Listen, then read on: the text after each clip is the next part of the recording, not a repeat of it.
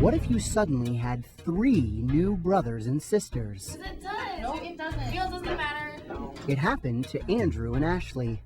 It was really hard to get along with the other kids. I didn't like having like a whole new family. I was against it.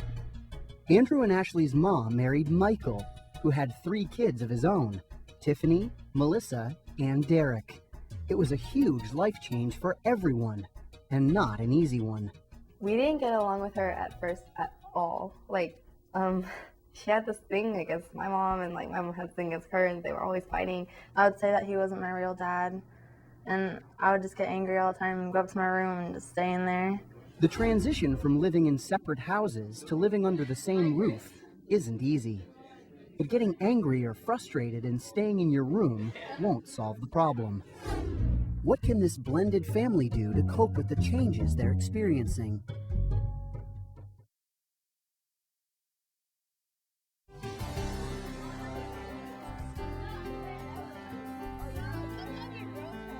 Change is a normal part of life. Many changes affect families in significant ways. Divorce, moving, job loss, and sometimes change is just a normal part of growing up. So how many couples are we talking about? Well, For most of her life, Lauren had a great relationship with her mom until she turned 13. We fought all the time. I felt like we would fight almost every day. And it was usually screaming, yelling, drag out fights. And that change, the disagreements and fights, had Lauren turning to others for support. I started hanging out with my friends more. I wanted more to do with my friends than I did with my family, especially my mother. The change in Lauren's life has a name. It's called adolescence, growing up, a time when teens try to become more independent from their parents. While the quest for independence can be stressful, it's also perfectly normal. It's that age when you want to get away from your parents and do things on your own. I think it was just we both wanted to be in control. She wanted to be in control of her life, and I still wanted to have some control over her life. After talking with friends and her dad, Lauren figured out that she didn't really hate her mom. I enjoyed spending time with my friends more than I enjoyed spending time with her. And it wasn't because of who she was. Like, it wasn't her personally. It was just my parents versus my friends and which one I would rather spend more time with. And slowly, over weeks and then months, her mom had to accept that her daughter was growing up. And Lauren had to stop pushing her mom away. And our relationship changed, I think, because she finally relaxed and we started to work out. I tried not to scream at her. I tried not to get mad at her because she was growing up to be a young woman. And I realized that, this is a good thing. And, for a while I fought it. I love her a lot. She's I consider her one of my good friends. I can talk to her about anything. It's Rose's turn to deal. You deal with them. Changes aren't always what they seem to be. At first, a change may appear negative, but look closer. Carefully examine the change, and you may discover that it's not nearly as bad as you think, that it may even be a positive in your life. That's exactly what happened to Marcus and Brandy. I'll fix you up, Grandma. My grandmother, my 2 great-grandmothers, which is my grandma's mother and my grandpa's mother, and my aunt lives here. And then we have a cat. We can't forget Pooter, the cat. Marcus and Brandy had to adjust to living with their extended family. It meant Marcus had to move out of his bedroom and give it to his grandmother. This is where I stay now. Kind of like my little area. He doesn't have his own room now, and at first, he didn't like it. I was kind of angry at times, but because it was, my room, but since she came, she's my grandmother. I love her, so I gave her my room. Well, I think Marcus probably more than any has made the sacrifice. He had to give up his room. It's normal to expect mixed feelings when we experience change, but Marcus was able to find a positive aspect to his new situation. He got closer to the older members of his family. I had to think not only for myself, but about them. Make sure they're doing all right.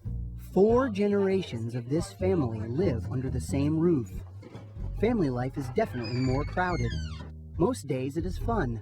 There is joy, But there are fights and there are setbacks. But I'm not saying it's easy and it's not the ideal. And sometimes it's like when I'm like angry or something, I want my own space, you know. But when it's like a day like today, it really doesn't matter. And days like today add up. And before long, you get used to the change. I like it because I have things to do, you know. I can help my grandma Rose with puzzles and games and stuff. I just think that that's kind of cool that you have a lot of older people living with you. Instead of them being somewhere like in a nursing home or something, they can be around their family a lot. And so they don't feel like lonely or anything, or like nobody's there for them. At first, the changes were hard. Too many people, not enough room. But then, for Brandy and Marcus, there was another change. This crowded house is their home, and helping grandparents and great-grandparents isn't a chore anymore. Maybe like when they passed on, you know, you could say that you were there for them, you knew, you know, who they were, and they did stuff for you, you know, return the favor, so, you know, you'll never forget about them. I've gained some responsibility, maybe learn to love more, you know, and give more instead of always trying to receive. Money, or lack of it, has meant change for Candace and her mom. We need to try to space this out if we can. I initially got a job so that I could spoil myself. But now, the income from that job is more important than ever. Candace's mom got laid off 5 months ago. Most days, Alice is on the computer, posting her resume, looking for a job. And Candace is both optimistic and discouraged. Well, I know she's going to get one, but it's just in my head like, she's never going to get a job because she hasn't had one for so long. This kind of was a big blow to us because things were coming together. This setback has given Candace a chance to take more responsibility. She's learning how to more carefully handle her money. Instead of spending my paychecks all on clothes and shoes, I try to save them. She still keeps some of her paycheck, but she also helps out with the household bills. Now it turns out like I'm not really doing anything for myself. I'm just paying the stuff that needs to be paid. And helping to pay the bills has given Candace experience money can't buy. I've watched her sit down at a table and take all her paycheck amounts and scratch it out and say, okay, this week I can pay for this, which is amazing because, you know, before it was like her money was spent the minute she got it. And she's really grown up in that way. Even though she doesn't ask me to, but I know that it would be less stress on her if I paid for some of it. One way people can cope with change is to develop a support system. One place to start is your family. Some pull together as a team to face adversity out in the world, and the family comes closer by struggling with adversity. It's sort of an attitude, we're going to get through this together. They talk, they argue, they help each other. In the end, they will get through this together. Divorce can be one of the biggest changes teenagers have to deal with. The pain can last a long time. Kelly's parents divorced when she was a baby. And for 18 years that I have witnessed, they can't even get along. She has struggled to cope with the ups and downs of her parents' relationship. You always feel like, okay, well, I'm on my dad's side today, or I'm on my mom's side today, and my mom's right and my dad's wrong, and you feel like you have to be on one side or the other. And it's kind of hard to feel like you have to turn yourself against one. The impact on Kelly's life goes beyond her family. I found myself having kind of a trusting problem, and not just in just relationships in general. And I kind of, because you feel like you're kind of being turned on at times. Kelly thinks because of the divorce, she may never trust anyone in an intimate relationship. And it's very hard to believe that any relationship that I find is going to be lasting. Because it's hard to think that my parents got married and had a child thinking that they were going to be together. And all of this happened. But what happened wasn't anything Kelly could control.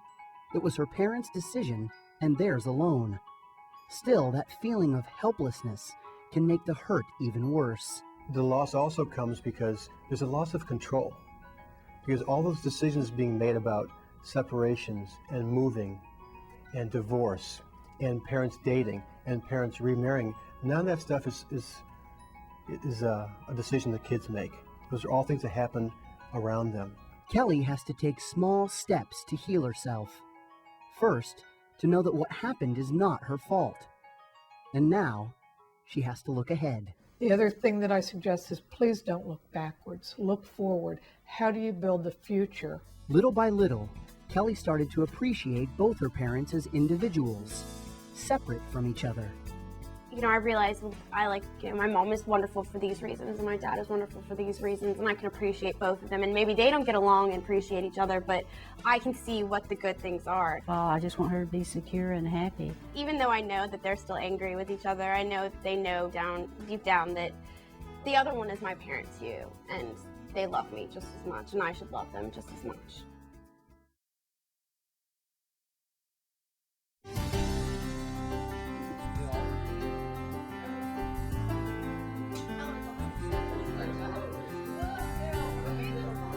In this house, divorce led to a union of one mother, one father, and 5 kids. But it's been a bit rocky, the whole process of learning to live with new brothers and sisters and new parents. The challenges were having my kids listen to Gladys and having her kids listen to me. They didn't. But it's important to listen, and it's important to respect the people you are living with. Eventually, the kids and their parents banded together and decided to make this family work. It was a little hectic. It was a lot of adjusting, a lot of who's going to be in what room and whose stuff belonged where and who got the bathrooms. To improve their living situation, the family started out by taking small steps. We did a lot of traveling. We went to motorhomes, and those are small to begin with. So we figured if we could get along more in a motorhome, the house would be a little bit easier. There's another way to make the change easier. Talk about it. It's so important for you to express what you're feeling in some way. It can look like talking to your parents. It can look like talking to a good family friend or a relative. It can look like talking to a counselor. It can look like writing in a journal at nighttime. So talking together, being able to have somebody kind of walk you through, okay, this is what it's supposed to be like. Let's try it. Now, tension has been replaced by laughter and fun. I finally started to just listen to what Gladys had to say, for myself, and she's not really a bad person at all. Doing stuff with them, they seem pretty cool. We both had vision, and that's what's most important, to know how it can be and should be.